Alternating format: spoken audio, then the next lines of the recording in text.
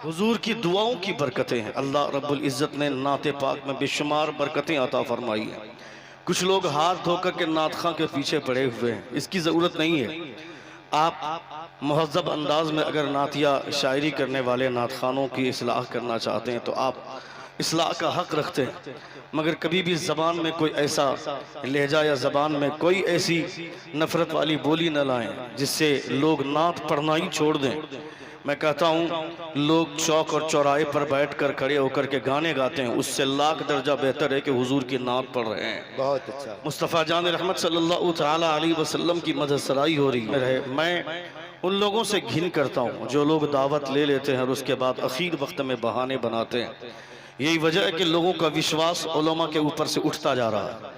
लोग अब विश्वास कम करने लगे। ऐसे कुछ बाजारू लोग होते हैं स्टेज की दुनिया में जो सिर्फ और सिर्फ पैसों के पीछे भागते हैं। ख्याल रहे नबी कौनैन सल्लल्लाहु अलैहि वसल्लम फरमाते हैं कि मोमिन चाहे हर जुल्म कर सकता है मगर मोमिन वादा खिलाफी नहीं कर सकता है जो सच्चा मोमिन होगा। ये मुस्तफ़ा जान रहमत सल्लल्लाहु तआला अलैहि वसल्लम की ज़बान है। मैं इतना यकीन के साथ कहता हूँ कि किसी एक आदमी पर जलसे को डिपेंड कभी मत कीजिएगा कि वो आएगा तो जलसा होगा। ख्याल रहे लिफाफे का साइज 50,000 का हो चाहे 1 लाख रुपये वाला लिफाफा हो, उससे कोई मतलब नहीं है। जलसा लिफाफों की वजह से कामयाब नहीं होते। जिस जलसे पे हुजूर की नजर मोहब्बत पड़ जाती है वो जलसा आसमान को छू जाता है। जलसे हुजूर की वजह से कामयाब होते हैं। मुस्तफ़ा जान रहमत सल्लल्लाहु तआला अलैहि वसल्लम की नजर इनायत की वजह से कामयाब होते हैं। ये मेयारी ज़बान रखते हैं, मेयारी गुफ्तगू करते हैं। चूँकि हमारा ज़ौक़ इतना बुरा हो गया, अब हम जलसों में भी बैठ करके जलसों की तैयारी होने से पहले ही लोग चौराहे पर खड़े होकर के बोलते हैं कि फलां खतीब को बुलाओ, वो हंसाता बहुत अच्छा है। मैं कहता हूँ बेवकूफ़, हंसना ही था तो चाय की दुकान काफ़ी थी, हंसना ही था तो पान की दुकान काफ़ी थी, हंसना ही था तो चौराहे पर हंस लेते। हुजूर का जलसा सजा कर कुरान की तिलावत करने के बाद, नबी की नात पढ़वाने के बाद एक ऐसे खतीब को बुलाया जो आखिर तक वो सिर्फ हंसाता है लोगों को। यानी खुदा के खौफ में बैठकर यहाँ रोना चाहिए था। अल्लाह रब्बुल इज्जत की खशियत क्या होती है, खुदा का खौफ क्या होता है, ये समझना चाहिए था अपने एक आलिम से। जो काम एक कॉमेडियन करता है वो काम अगर एक आलिम जुब्बा पहनकर टोपी लगाकर पगड़ी बांध कर करेगा तो एक कॉमेडियन और एक आलिम में फर्क क्या रहा। आलिम वो होता है जो मिंबर रसूल पर बैठकर कुरान की बातें करे, मुस्तफ़ा की हदीस की बातें करे, अपने असलाफ की बातें करे। परसों का शराबी हो तो शराब से तौबा करके उठे और मस्जिद का रास्ता देखने की कोशिश करे। ऐसा शौक आदमी लेकर के बैठे हुजूर की महफिल में। ये मुस्तफ़ा की महफिल है। जब तक कुरान की तिलावत नहीं हुई थी ये स्टेज था, इसमें कोई भी चाहे तो बैठ सकता है। जब तक कुरान की तिलावत नहीं होती है इसमें नेता भी आएगा, विधायक भी आएगा, एमएलए आएगा, एमपी आएगा, खड़ा होकर पेशाब करने वाला भी आकर बैठना चाहे तो बैठ सकता है। कब तक? जब तक कुरान की तिलावत नहीं हुई थी। जैसे कुरान की तिलावत नहीं हुई थी तब तक ये स्टेज था, मगर जैसे ही कुरान की तिलावत हो गई अब ये स्टेज नहीं, ये मिंबर रसूल बन गया, मिंबर नूर बन गया। और मिंबर रसूल पर कोई एमएलए नहीं बैठेगा, कोई एमपी नहीं बैठेगा, इस पे वो बैठेगा जिसके सीने में कुरान की दौलत होगी, जिसके सीने में मुस्तफा की हदीस। नारे तकबीर, नारे रिसालत, सीरते मुस्तफा कॉन्फ्रेंस। जिसके सीने में कुरान की दौलत होगी, जिसके सीने में मुस्तफ़ा जान रहमत सल्लल्लाहु तआला अलैहि वसल्लम की हदीस का इल्म होगा। अपने ज़ौक़ को इतना मत बुरा बनाइए, अपने ज़ौक़ को संभालिए, अपने आप को बदज़ौक़ मत बनाइए। हुजूर की महफिल में बैठकर मुस्तफ़ा जान रहमत सल्लल्लाहु तआला अलैहि वसल्लम का कैरेक्टर सुनने की कोशिश कीजिए। अल्लाह रब्बुल इज़्ज़त का लाख लाख शुक्र एहसान है कि इस वक्त बैठकर आप हुजूर का जिक्र सुन रहे हैं। हुजूर गौसे आज़म फरमाते हैं कोई अगर मगरिब के बाद मुझे याद करता है तो मगरिब से पहले मैं उसे याद कर लेता हूँ। ये हुजूर गौसे आजम फरमाते हैं। कौन गौसे आजम? जिनके ताल्लुक से हजरत शेख इब्ने वहब ने उनकी पैदाइश के 100 बरस पहले कहा था, अल्लाह would shine your face through a person who will appear very soon. His name would be Abdul Qadir and he would be say, my foot steps on the neck of all awliya of Allah. आप फरमाते हैं खुदा तुम्हारे चेहरे को रोशन करे उस शख्स के जरिए जो करीब पैदा होने वाला है। पैदा होगा इराक में मगर रहेगा बगदाद में, और वो ये कहेगा कदमी हाज़िही अला रक़बती कुल्ली वलील्लाह, मेरा कदम तमाम औलिया अल्लाह की गर्दनों पर है। वो जब कहेगा ज़बान अब्दुल कादिर की होगी मगर बोली अल्लाह रब्बुल इज़्ज़त की होगी। ज़बान अब्दुल कादिर की होगी मगर बोली अल्लाह रब्बुल इज़्ज़त की होगी। हमेशा इंसान को इस एहसास के साथ बैठना चाहिए हुजूर की महफिल में कि थोड़ी देर बैठकर अपने बुजुर्गों की कहानी सुने, अपने बुजुर्गों का कैरेक्टर सुने। यहाँ बैठकर आदमी नबी कौनैन सल्लल्लाहु तआला अलैहि वसल्लम के गुलामों की कहानी, नबी कौनैन सल्लल्लाहु तआला अलैहि वसल्लम के कैरेक्टर की खुशबुएं लेकर के जाए। हमारे लिए सबसे बड़ा आइडियल मुस्तफा जान रहमत का कैरेक्टर है, और prophet has been sent for every man as a model. मेरा पैगंबर मॉडल की हैसियत से दुनिया में तशरीफ लाए। मेरे पैगंबर का कोई जवाब नहीं है। पंडित हरिचंद बोलता है कि एक अरब ने आदमी का बोलबाला कर दिया, खाक के जर्रों को हमदो से सुरैया कर दिया। खुद न थे जो राह पर औरों के हादी बन गए, क्या नजर थी जिसने मुर्दों को मसीहा कर दिया। पंडित हरिचंद ने जब ये शेर कहा था, तमाम पंडितों ने घेर कर कहा था पंडित हरिचंद को शर्म नहीं आती है, एक पंडित होकर मंदिर का पुजारी होकर मोहम्मद की बात करता है, मोहम्मद की तारीफ करता है। कौन है मोहम्मद? तुम मंदिर में घंटी बजाते हो, मंदिर में रामायण पढ़ते हो, मंदिर में गीता सुनाते हो, कुरान सुनाते हो, मंदिर में बैठकर लोगों को घंटियां बजाने की तालीम देते हो, और मंदिर में बैठकर मोहम्मद की बात करता है। पंडित हरिचंद बोलता है मैंने मोहम्मद के आने से पहले अरब की एक तारीख देखी है, और मोहम्मद के आने के बाद एक मोहम्मद मैंने अरब की तारीख देखी। अरब की दो हिस्ट्री है। अब मोहम्मद के आने से पहले जब मोहम्मद नहीं आए थे मैंने अरब की वो तारीख देखी है कि एक घोड़े तालाब में अरब के सारे लोग जाते हैं पानी पिलाने के लिए कि मेरा घोड़ा पानी पिएगा। सारे लोग घोड़े को पानी पिलाने गए हैं मगर सबकी एक ख्वाहिश है, पहले मेरा घोड़ा पानी पिएगा, पहले मेरा घोड़ा पानी पिएगा, पहले मेरा घोड़ा पानी पिएगा। इस ख्वाहिश में लोग एक दूसरे से लड़ाई कर लेते हैं और एक दूसरे की जान और खून बहाने पर लोग आमादा हो जाते हैं। ये तो मोहम्मद के आने से पहले की तारीख है, मगर मोहम्मद के आने के बाद का कैरेक्टर सुनो। ग़ज़वा यरमुक का मौका है, एक सहाबी को तीर लगा, तीर खाकर ताप न पाए, जमीन पर गिर गए। उन्होंने कहा कि कोई है जो मुझे पानी पिलाए। एक साहब पानी का मशकीज़ा लेकर पहुंचे, वो पानी का कतरा अपने मुंह के अंदर डालने ही वाले थे कि दूसरे मुसलमान की आवाज आई, कोई है जो मुझे पानी पिलाए। उन्होंने कहा कि मुझसे ज्यादा जरूरत मेरे मुसलमान भाई को है, उसे पानी पिलाओ। इन्होंने पानी पीने से इनकार कर दिया, मशकीज़ा लेकर दूसरे के पास पहुंचे। सुन रहे हैं? बहुत अच्छा सुन रहे हैं आप जी? कितने लोग सुन लेते? हाथ उठाकर कहे या रसूल अल्लाह, या रसूल अल्लाह, और एक बार कहे या हबीब अल्लाह।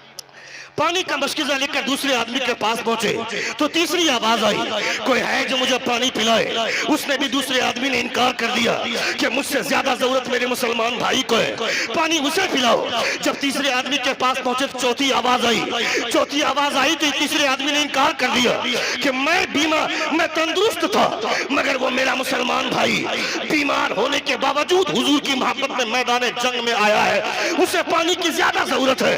पानी का मशकीज़ा लेकर चौथे के पास पहुंचे तो पांचवी आवाज आई, पांचवे के पास पहुंचे तो छठी आवाज आई, छठे के पास पहुंचे तो सातवीं आवाज आई, सातवें के पास जब पहुंचे तो उनकी जान निकल गई। लौटकर छठे के पास आए, ये भी इंतकाल कर गए। लौटकर पांचवे के पास आए तो इनकी भी रूह निकल गई। लौटकर चौथे के पास आए, ये भी शहीद हो गए। लौटकर तीसरे के पास आए, ये भी लिखाया जलकर लब्बैक कर गए। लौटकर दूसरे के पास, इन्हें भी जिंदा ना पाया। लौटकर पहले के पास आए तो इनकी भी रूह कफस से उन शरीर से परवास कर गई। पंडित हरिचंद बोलता है तुमने समझा नहीं, वहां पानी पिलाने के लिए, घोड़े को पानी पिलाने के लिए खून बहाया जाता है, मगर मोहम्मद ने कौन सा पानी पिलाया था कि एक मुसलमान अपनी जान तो देना गवारा कर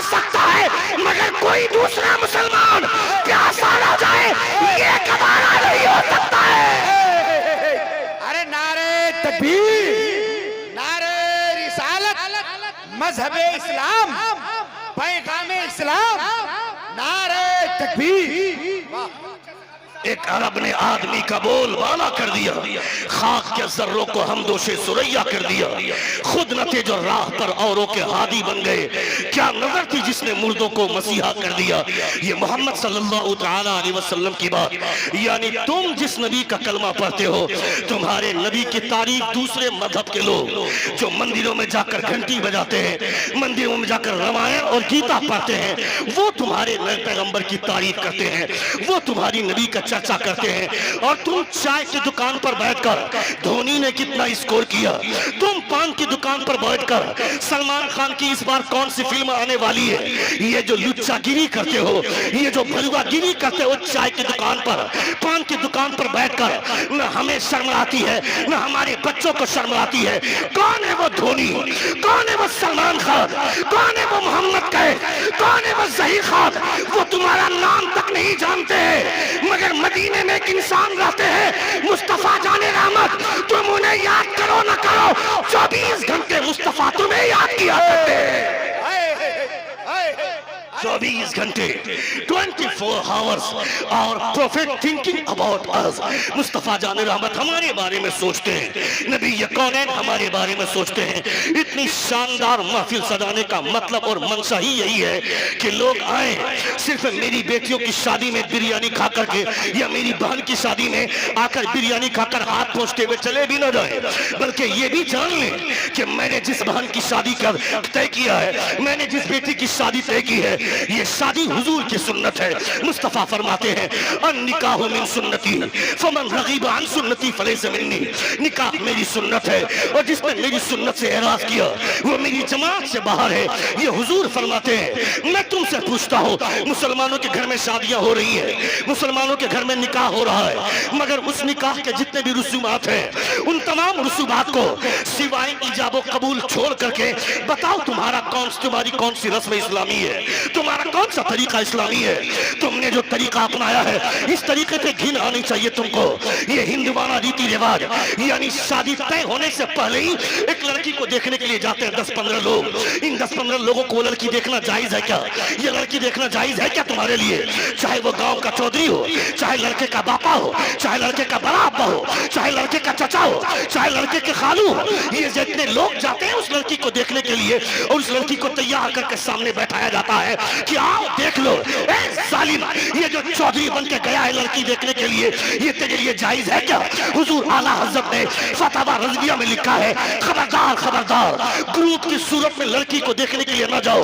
वो लड़का सिर्फ देखे जो लड़का शादी करना चाहता है, वो भी इस तरीके पर बताऊंगा, वो भी इस तरीके पर कि लड़की को पता न चले कि मुझे कोई देखने के लिए आया है। ये तरीका इस्लामी है। तुम 10-15 लोग जाते हो, जाकर लड़की तक बिरयानी ठूस लिया, नाश्ता कर लिया, उसके बाद घर जाकर बोलते हैं मुझे समझ में नहीं आया। यहाँ पूछा जाता है अगवा से कि बताओ क्या राय है, कहता है घर जाकर फोन करेंगे। जब कोई रिश्ता नहीं करना था, जब कोई रिश्ता नहीं बनाना था, जब उस घर से रिश्ता जोड़ना ही नहीं था, तो कौन सा मुंह लेकर के गया और ठूस कर जाया? कौन सा मुंह लेकर गया और लड़की तक बिरयानी खाकर चला आया?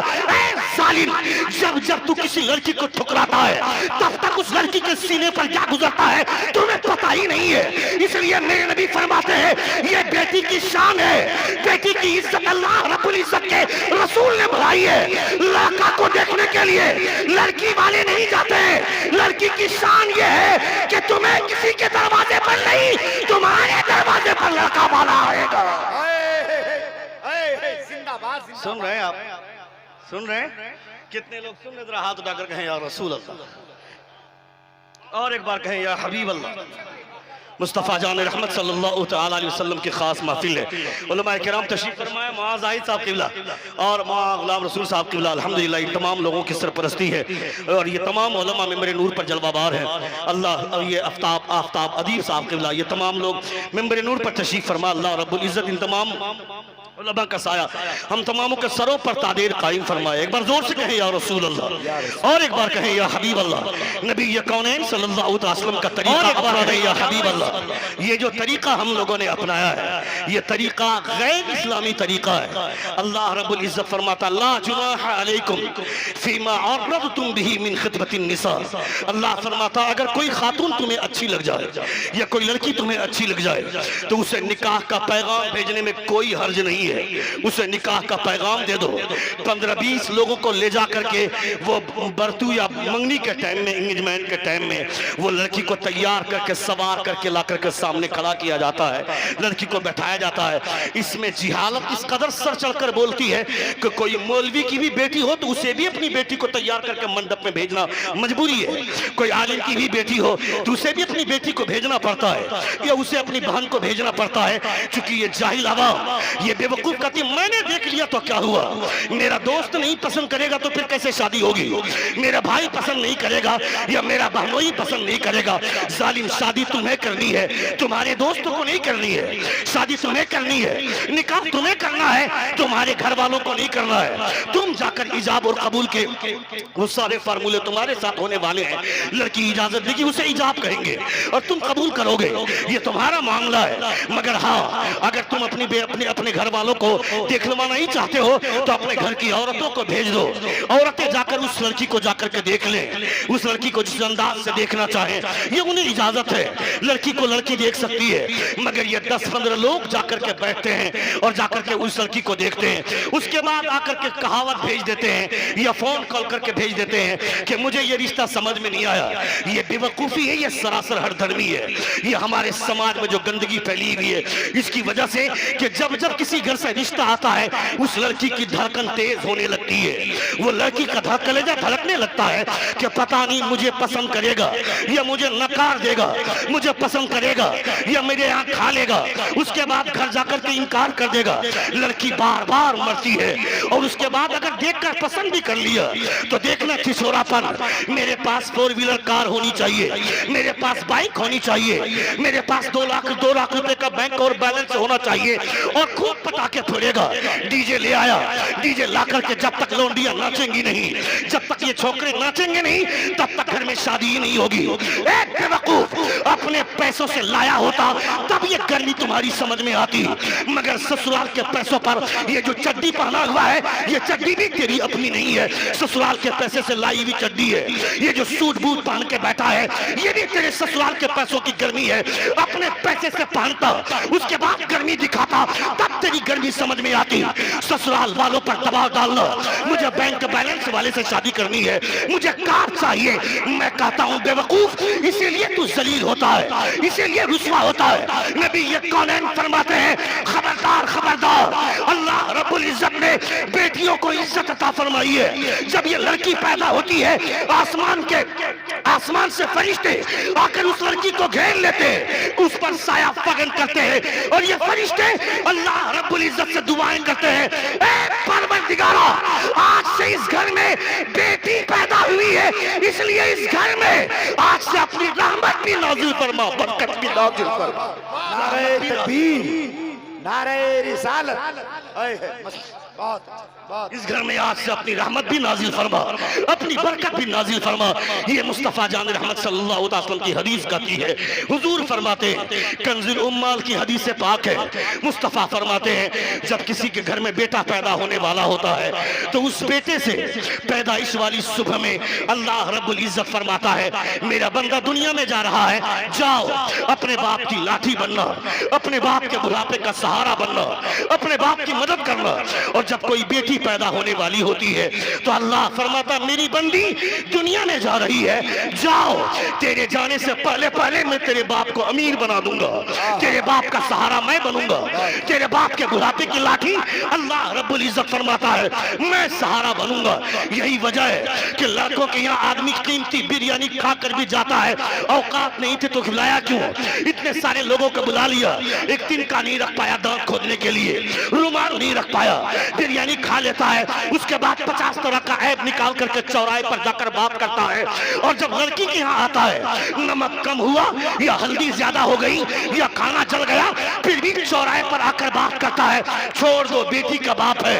ये इज्जत कहाँ से मिलती है, ये वकार कहाँ से मिलता है? लाखों रुपए खाने के बावजूद भी बेटों को वो वकार नहीं मिलता है जो बेटी के बाप को मुस्तफा जान रहमत की वजह से इज्जत मिलती है। वाह वाह, जिंदाबाद। ये इज्जत और सरबलंदी सिर्फ और सिर्फ मुस्तफा जान रहमत की वजह से।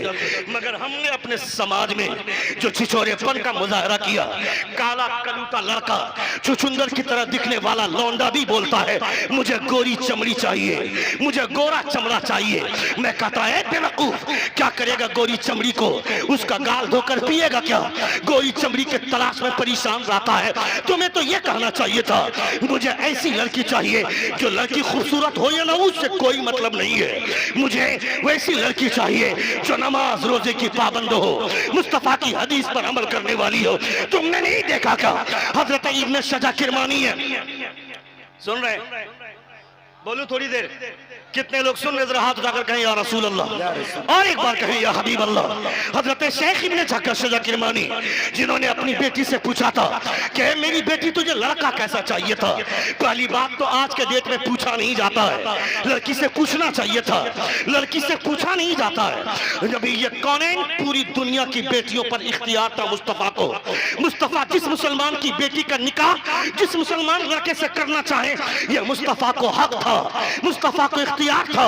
मुस्तफा जान रहमत किसी का भी निकाह किसी के साथ भी करवा सकते हैं। हुजूर को दुनिया की तमाम मुसलमानों की बेटियों पर अधिकार हासिल था। उसके बावजूद मुस्तफा ने जब अपनी बेटी हजरत फातिमा का निकाह करना चाहा हजरत अली से, हजरत फातिमा के सामने जाकर हुजूर फरमाते हैं या फातिमा इन्ना अली यज़कुरुकी, ए फातिमा अली तुम्हारा तज़किरा करता है। इशारे के जरिए मुस्तफा ने इजाजत ली। शरीयत की बोली ये कहती है, शरीयत की इस्तिलाह के ये कहती है, अगर लड़की ने इनकार कर दिया तो बाप को फैसले पर नजरसानी करना चाहिए, और अगर लड़की खामोश रहती है तो उसकी खामोशी उसकी रजामंदी की दलील समझी जाएगी।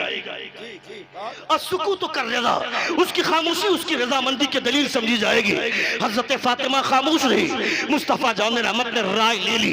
पहली बात तो आजकल पूछा नहीं जाता है, और अगर पूछ भी लिया जाता है, ये बेवकूफ और आवारगी की जिंदगी गुजारने वाली ये बेहुदा लड़कियां बोलती हैं मुझे दाढ़ी वाले से शादी नहीं करनी है, मुझे दाढ़ी वाले से शादी नहीं करनी है। अपने बाप को बोलती है, अपनी माँ से बोलती है, पूछ उस कुत्ती से दाढ़ी वाले से शादी नहीं करेगी क्यों? बिग बॉस जाना है, क्यों सिनेमा हॉल जाना है, बिग बाजार घूमना है, अपने शौहर के साथ लौंडियाबाजी करना है, ये सारे तमाशे उस लड़की के सपने में होते हैं। मैं तुमसे कहना चाहता हूँ, अगर शादी से पहले अगर तुम्हें एक निकाह, अगर तुम्हें कोई खानदानी लड़की चाहिए, एक ऐसी लड़की जिसको तुम बीवी बनाना चाहते हो, अगर मुझे जानना चाहते हो कि वो नेक बीवी मिले, मुझे अच्छे कैरेक्टर की बीवी मिले, तो शादी से 2 महीना पहले चेहरे पे दाढ़ी सजा लो। इसलिए कि दाढ़ी वाले को हर लड़की पसंद नहीं करेगी, वो लड़की पसंद करेगी जिसके सामने फातिमा का कैरेक्टर होगा, जिसके सामने हजरत आयशा का किरदार होगा, हजरत खदीजा का कैरेक्टर। जिंदाबाद जिंदाबाद। दुनिया का सबसे खूबसूरत चेहरा, दुनिया का सबसे खूबसूरत चेहरा वो चेहरा है जिस चेहरे पर दाढ़ी सजी हुई है। जोर से बोलिए, जोर से बोलिए, जोर से बोलिए।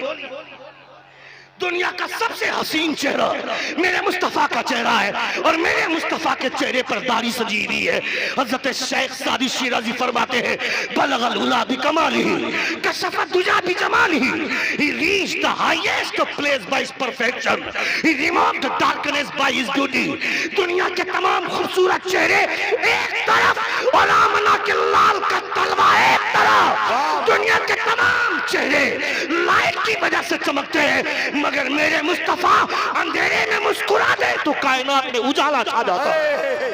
वाह वाह वाह, जिंदाबाद। मेरे हुजूर का चेहरा है, और मेरे हुजूर के चेहरे पे दाढ़ी है, हजरत अली के चेहरे पे दाढ़ी है, सिद्दीक अकबर के चेहरे पे दाढ़ी है। अगर कोई लड़की कहती है मुझे दाढ़ी वाले से शादी नहीं करनी है, इसका मतलब है कि उस लड़की का कैरेक्टर अच्छा नहीं है, उस लड़की का किरदार अच्छा नहीं है। इसलिए मैं तुमसे कहना चाहता हूँ, अगर तुम्हें कोई अच्छी लड़की चाहिए तो शादी से 2 महीना पहले दाढ़ी रख लो, तुम्हें समझ में आ जाएगा कि तुम्हारे निकाह में लड़की कैसी आ रही है। पहली बात तो पूछा नहीं जाता है, और अगर पूछ भी लिया जाता है तो इस तरह के बेशर्मी वाले जवाब मिलते हैं। मगर हजरत इब्ने सजा किरमानी ने अपनी बेटी से पूछा था, तुम्हें लड़का कैसा चाहिए? लड़की जवाब देती, अब्बा हुजूर, मुझे ऐसा लड़का चाहिए जो नमाज का पाबंद हो, खुदा पर भरोसा करने वाला हो, अल्लाह रब्बुल इज्जत का खौफ रखने वाला हो। हजरत इब्ने सजा किरमानी रात के सन्नाटे में चले अपने लिए दामाद तलाश करने के लिए, और अपनी बेटी के लिए लड़का तलाश, अपनी बेटी के लिए शौहर तलाश करने के लिए। कान खोलकर सुन ले हर वो बाप, चाहे वो बेटी का हो, चाहे वो बेटे का बाप हो, हर वो आदमी कान खोलकर सुन ले जो अपनी बेटी के लिए लड़का और अपने लिए दामाद तलाश करने के लिए वहां जाते हैं, जिनके दरवाजे पर 4 व्हीलर कार लगे होते हैं, जिसके पास बैंक और बैलेंस है। हजरत इब्ने सजा किरमानी रात के सन्नाटे में 2 बजे रात को अपने घर से निकलते हैं और चलते हैं दामाद तलाश करने।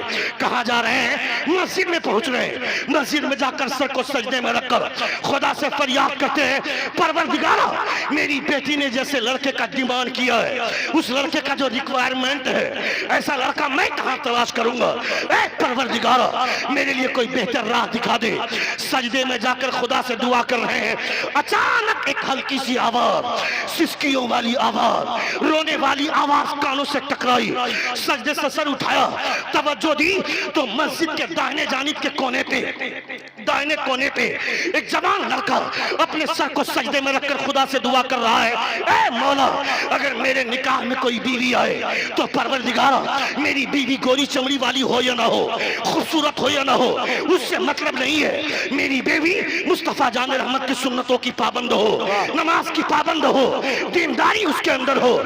ये सुना हजरत इब्ने सजा किरमानी ने उस जवान की पीठ थपथपाई और कहा, उठ जा, खुदा ने तेरी दुआ कबूल कर ली है। तुझे जैसी बीवी चाहिए, मेरी बेटी को वैसा शौहर चाहिए।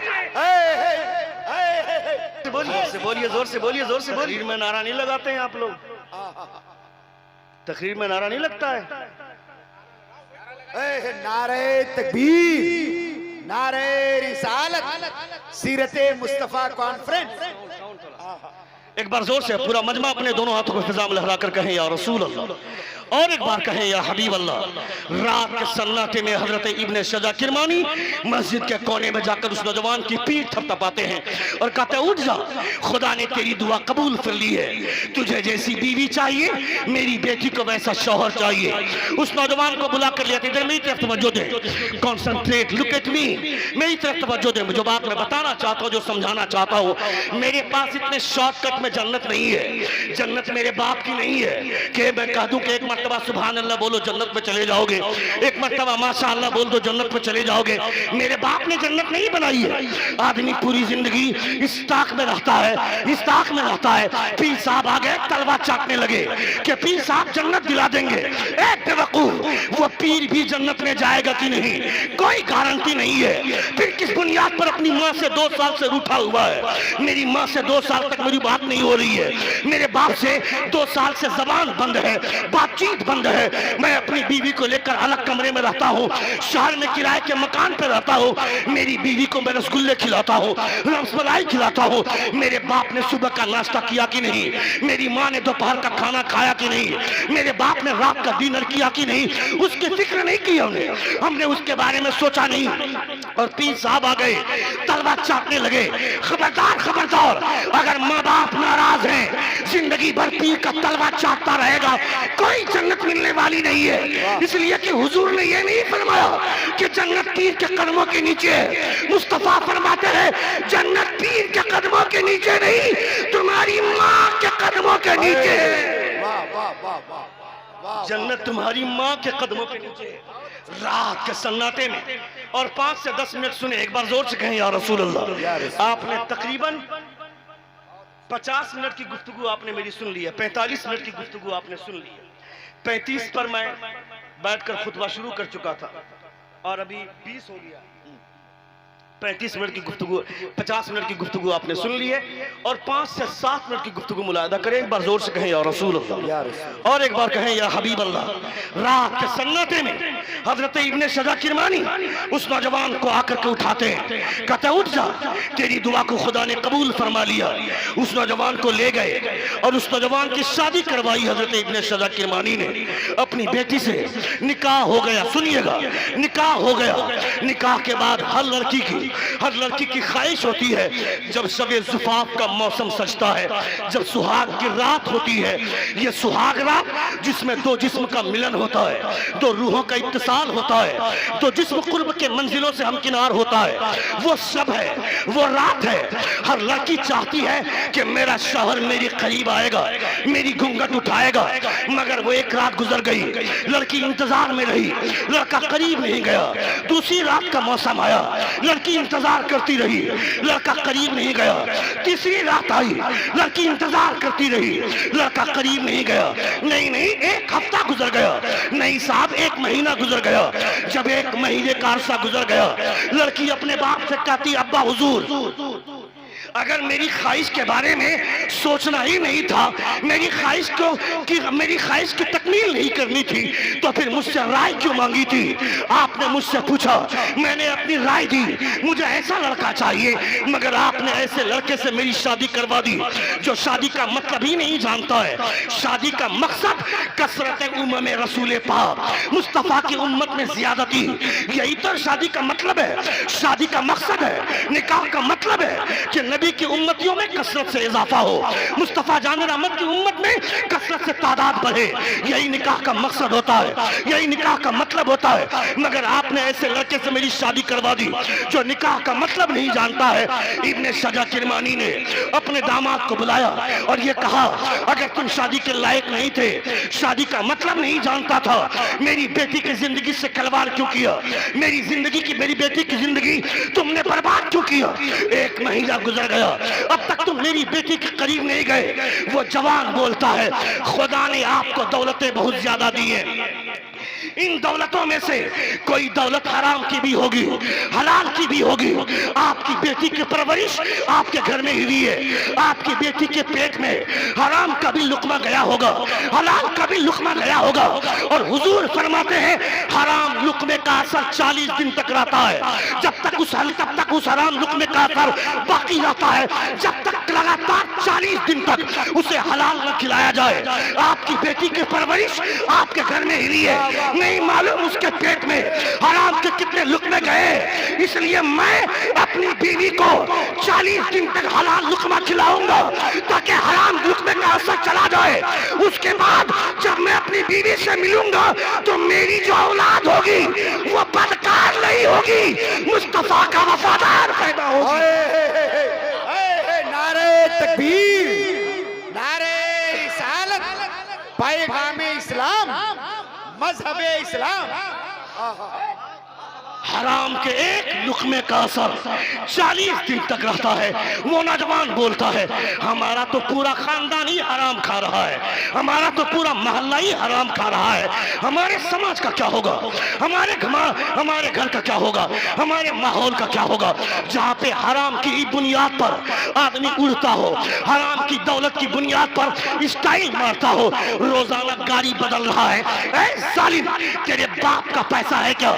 रोजाना गाड़ी बदल रहा है, रोजाना बाइक बदल रहा है, रोजाना मोबाइल बदल रहा है। ये जो दूसरों के मोबाइल से दूसरों के एटीएम चोरी कर करके, दूसरों के पैसे को हड़प करके अपने अकाउंट में पैसे डालकर ये हराम की जायदाद जो तुमने जमा किया है, ऐ जालिम, ये तेरे बाप का पैसा नहीं है। किसी गरीब ने अपनी माँ का इलाज करवाने के लिए रखा था, किसी ने अपनी बहन की शादी करवाने के लिए रखा था, किसी ने अपने बाप के इलाज के लिए रखा था, मगर तुमने उसके साथ जो हरकतें की है, इसकी वजह से तेरे घर में हराम का माहौल पैदा हुआ। खबरदार, खबरदार, ये जो हराम की कमाई पर स्टाइल मारता है, दम है तो हलाल कमाकर मोबाइल खरीद, दम है तो हलाल की रोजी कमाकर गाड़ी बदल, दम है तो हलाल की रोजी कमाकर अपनी बाइक बदल। जो हराम के, मैं हलाल हराम की बिरयानी से हलाल की रोटी का टुकड़ा बेहतर समझता हूं। जिंदाबाद, जिंदाबाद।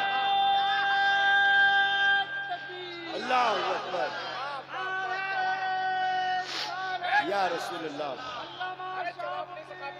ऐ, जिंदाबाद। मुझे नहीं मालूम कि यहाँ का माहौल क्या है, मुझे नहीं पता। मुझे तो बहुत सारी जगहों से लोग दावत देते हैं, तो दावत देने के बाद ये पहले ही कॉल मेरे पास चला जाता है। अभी कुछ ही दिन पहले गिरिडीह के इलाके में, गिरिडीह और मधुपुर के बीच में एक इलाका है, मैं नाम नहीं लूंगा, वहाँ से दावत गई थी मेरे पास। दूसरे दिन फोन जाता है कि मौलाना साहब को बोल दीजिए, मुफ्ती साहब को बोल दीजिए, ATM के खिलाफ नहीं बोलेंगे। ए जालिम, हराम की बातें मेरे मुस्तफ़ा ने 1400 साल पहले बयान कर दी है, मैं आज नहीं बोलूंगा। तू कौन होता है रोकने वाला? तेरे 10,000 के नजराने से मेरी रोजी चलती है क्या? तेरे 15,000 के नजराने से मेरे घर का चूल्हा चलता है क्या? तुम्हारा चूल्हा हराम की बुनियाद पर टिका हुआ है, हम लोगों का चूल्हा हराम पर नहीं, हलाल की बुनियाद पर टिका हुआ। बहुत अच्छा, बहुत अच्छा। इसलिए हमें इसकी कोई फिक्र नहीं है, हमें इससे कोई फर्क नहीं पड़ता है। मगर मैं ये कहना चाहता हूँ, अपने समाज में जो फिजा बंदी, जो हलाल कमाई की फिजा होनी चाहिए, ये फिजा बनाएगा कौन? ये हम ही लोगों में से लोग होंगे कि कोई तो अपने सब समाज को समझाए। नबी ये कौन सल्लम का दीन समझाने के लिए, मुस्तफ़ा की शरीयत को समझाने के लिए कोई जरूरी नहीं है कि बड़ी सी टोपी हो, बड़ी सी पगड़ी हो, वो बड़ा सा जुब्बा हो, ये कोई जरूरी नहीं है। नबी का दीन समझाने के लिए कोई खड़ा होकर के पेशाब कर रहा है, उसके करीब में कोई मुसलमान भाई है तो वो उसे समझा सकता है, भाई खड़ा होकर के पेशाब क्यों कर रहा है, बैठ कर पेशाब करना। कोई खड़े खड़े पानी पी रहा है तो आप भी उसे समझा सकते हैं, मेरे भाई बैठ कर पानी पीना ये हुजूर की सुन्नत है। मुस्तफ़ा जान रहमत फरमाते हैं, खड़े होकर कोई एक कतरा पानी गलती से हलक के अंदर डाल लेता है तो उंगली डाल कर क्या करना है, ये मेरे हुजूर फरमाते हैं, बैठ कर पानी पियो। अब तो साइंसदानों का भी कहना है कि जो खड़े होकर पानी पीता है उसे हाइड्रोसिल की बीमारी होती है, जो बैठ कर पानी पीता है वो इस बीमारी से महफूज रहता है। यानी दुनिया का सारा मेडिकल साइंस फेल है। मुस्तफा के कदमों की गुबार छानोगे, तुम्हें एहसास होगा, तुम्हें पता चलेगा दुनिया के तमाम इल्म वालों से बेहतर मुस्तफा का इल्म है। रसूल ज़ीबकार सल्लल्लाहु अलैहि वसल्लम से बेहतर कोई नहीं है। जिंदगी ने फिर कभी वफा की तो इंशाअल्लाह ताला गुफ्तगू होगी। अस्तगफिरुल्लाह रब्बी मिन कुल्लि ज़ंबिन व अतूबु इलैह। जोर से कलमे शहादत पढ़िए, अशहदु अल्ला इलाहा इल्लल्लाह व अशहदु अन्ना मुहम्मदन अब्दुहु व रसूलुहु। अस्सलामु अलैकुम व रहमतुल्लाह।